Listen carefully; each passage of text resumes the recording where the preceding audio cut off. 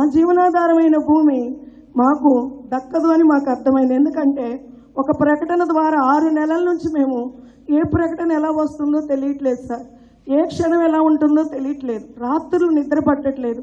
మేము గత 6 రోజుల నుంచి అయ్యా రాజధాని ప్రాంతంలో రోడ్ల మీద ఉన్నాం. ఇక్కడ ఉన్న స్త్రీల్లో ఎవరు కూడా రోడ్ల మీద తిరిగే వాళ్ళు ఎవరూ లేవు.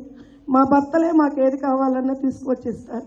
ఈరోజు నడి రోడ్డు మీదకి వచ్చి బిడ్డలతో సహా వచ్చి ధర్నా చేయవలసిన దుస్థితి ఏర్పడింది. అయితే మేము ఒక్కటే అడుగుతున్నాం, మా భవిష్యత్తే కాదు సార్, 13 జిల్లాలు అన్నీ కూడా అభివృద్ధి కావాలి, అందరూ బాగుండాలి. అయితే ఈ రాజధాని అమరావతి అయి ఉండాలి. ఎందుకంటే మేము ఆ రోజు స్వచ్ఛందంగా ఏ ప్రభుత్వాన్ని ఏ యొక్క అధికారులు చూసి మేము ఇవ్వలేదు, కానీ ప్రభుత్వాన్ని నమ్మిచ్చాము.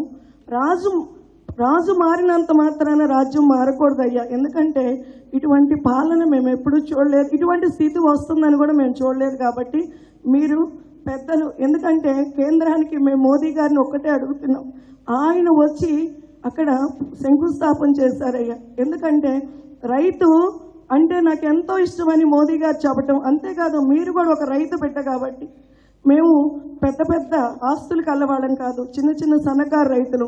మా జీవితాలు మీరు ఒక్కసారి మోదీ గారి దృష్టికి తీసుకువెళ్ళి మేము అడిగేది ఒక్కటే, రాజధాని అభివృద్ధి, అమరావతి రాజధానిగా ప్రకటించాలి. ఈ ఒక్క కోరిక మీరు మన్నించి మీరు ఆలకించమని అడుగుతున్నాం. దయచేసి మీరు అందరూ మౌలికంగా ఒక విషయం అర్థం చేసుకోవాలి. నేను రాజకీయంలో లేను, నేను ప్రభుత్వంలో లేను, నేను బహిరంగంగా మాట్లాడడానికి లేదు. అర్థం చేసుకోవాల్సింది మీరు. మీ బాధను నేను అర్థం చేసుకోగలను, ఎవరెవరి అభిప్రాయాలు వాళ్ళకు ఉంటాయి. కానీ ఒక రాజ్యాంగ బాధ్యతలో ఉన్న వ్యక్తి విషయాలపైన, తన పరిధిలోని విషయాలపైన వ్యాఖ్యానం చేయకూడదు. మామూలుగా సలహా చెప్పడం వేరు అందరికీ, కానీ వివాదాలుగా ముదిరి దానివల్ల గొడవలుగా ఉండి దానివల్ల ఆందోళన పెరిగి ఉన్నప్పుడు నాకు ఏది సరైనది అనిపిస్తే దాన్ని నేను చెప్పదగిన చోట చెప్పగలను. అది కూడా వ్యక్తితో వ్యక్తి మాడినట్టుగా, అంతేగాని బహిరంగంగా ఏమీ మాట్లాడడానికి లేదు. అది తర్వాత ఈ ట్రస్ట్లో రాజకీయం మాడకూడదని ఒక నియమం, నన్ను కూడా బయట పంపించేస్తారు వాళ్ళు నెక్స్ట్ టైం రాజకీయం మాడితే. ఎందుకంటే ఆ నియమంలోనే అది రాసి ఉంది, గవర్నమెంట్ నుంచి డబ్బులు తీసుకోకూడదు, గవర్నమెంట్తో కలిసి పనిచేయాలి, కానీ గవర్నమెంట్ డబ్బులు తీసుకోకూడదు. 2 రాజకీయం మాడకూడదు ఎవరు కూడా. దాని మెయిన్ 3 రైతులు, మహిళలు, యువకులు వాళ్ళ సంక్షేమానికి కృషి చేయాలనేది ఆ ట్రస్ట్ నియమం. నేను ఆ 5 స్టార్ హోటల్లో ఉండలేక, నాకు మనస్కరించక ఆ ఇరుగ్గా రూమ్లో కూర్చోవడం, జనం వచ్చిన వాళ్ళందరూ హోటల్లో కింద బయట నిలబడి ఇబ్బంది పడడం అంటే బదులు ఇక్కడ ఈ ప్రశాంత వాతావరణంలో పిల్లలందరికీ శిక్షణ ఇస్తూ ఉంటే వాళ్ళని చూడడం, ఈ పొలాల మధ్య కాలం గడపడం, ఆ తర్వాత మిగతా అధికార కార్యక్రమాలు పాల్గొనడం, వెళ్ళిపోవడం. అందుకని ఇక్కడ ఉంటున్నాను. దీన్ని మీరు అందరూ అర్థం చేసుకోవాలి. మీ అందరి వ్యధ, మీ ఆందోళన, మీకు ఉండే బాధలు అవన్నీ నేను కూడా అర్థం చేసుకోగలను. కానీ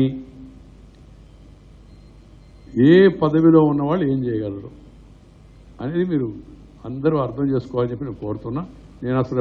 నేను మామూలుగా అయితే కలవనని చెప్పాను, ఆ తర్వాత నాకే బాధ అనిపించింది, కలుస్తానని కూడా కలగకపోవడం ఏందండి.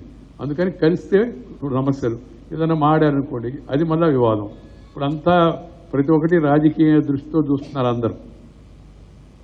సమస్య యొక్క తీవ్రత, సమస్య యొక్క దాని మంచి చెడు ఆలోచించే పరిస్థితి సమాజంలో కొంచెం తగ్గిపోయింది. ఇక్కడే కాదు అనేది చాలా దగ్గర అదే పరిస్థితి ఉంది. అందుకని ఏదైనా చెప్పదలుచుకుంది, పార్లమెంట్ ఆమోదించింది చెప్తుంటారు, దాని గురించి చట్టం రాజ్యాంగం ఒప్పుకుంది చెప్తుంటాను, రాజధాని అక్కడ శంకుస్థాపన చేశామనే విషయం నాకు తెలుసు, నేను కూడా దాంట్లో పాల్గొన్నానే విషయం తెలుసు.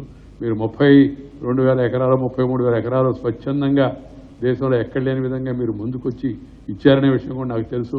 మీకు న్యాయం చేస్తానని ఆ రోజు ప్రభుత్వం మాట ఇచ్చిన విషయం కూడా నాకు అన్నీ తెలుసు. కానీ నేనున్న బాధ్యతను మీరు గుర్తించి, మీరు ఎవరన్నా ఏదన్నా రిప్రజెంటేషన్ ఉంటే ఆ రిప్రజెంటేషన్ నాకు ఇవ్వండి, నేను చూస్తాను.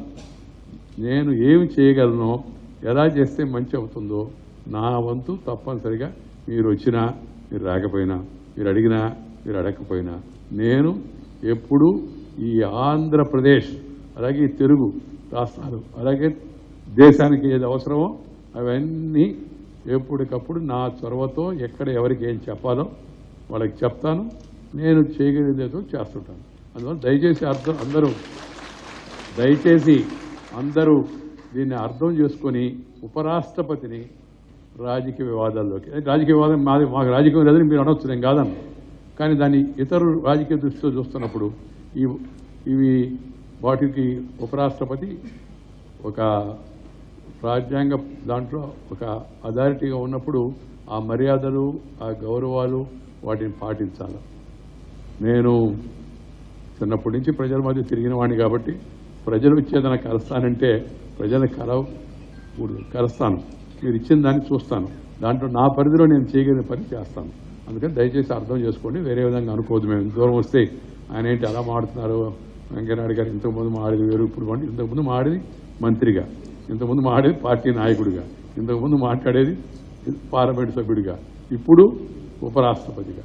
ఉపరాష్ట్రపతి ఆ రాజ్యసభలో కూర్చున్నప్పుడు కూడా సరిగా జరిగేట్టుగా చూడాల్సిందే కానీ విషయానికి అనుకూలంగా వ్యతిరేకంగా మాడడానికి లేదు. నేను దాని మామూలు భాషలో ఒక రకమైన రెఫరీ అంటారు, అలాంటి బాధ్యతలో ఉన్నాను. అందుకని అర్థం చేసుకోండి. బట్ నేను మీ మీ మీ మనసులో ఉన్న భావాన్ని, మీరు ఇందాకిద్దరు సోదరిమణులు చెప్పిన విషయాన్ని అర్థం చేసుకున్నాను.